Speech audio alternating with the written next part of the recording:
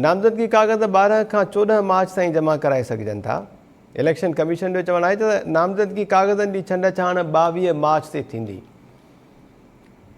पंजाब में चूंडुनि जे हवाले सां इलेक्शन कमीशन शेड्यूल जारी करे छॾियो आहे। पंजाब में आम चूंडुनि जे लाइ पोलिंग 30 अप्रैल ते थींदी। इलेक्शन कमीशन जो चवणु आहे त नामज़दगी कागज़ 12 खां 14 मार्च ताईं जमा कराए सघजनि था।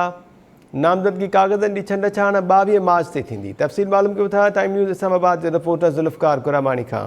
ज़ुल्फ़कार, छा अपडेट्स आहिनि अवां वटि?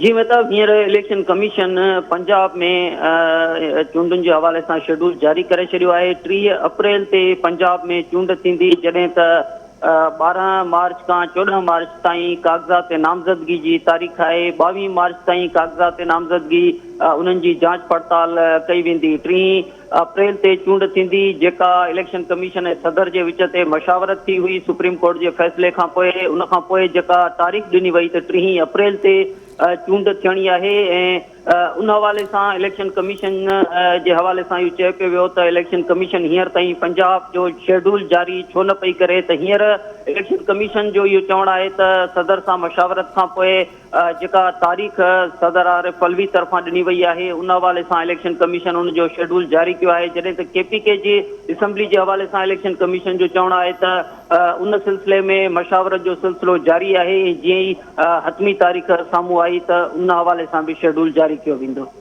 जी ज़ुल्फ़कार कुरामानी, महिरबानी अपडेट करण जे लाइ।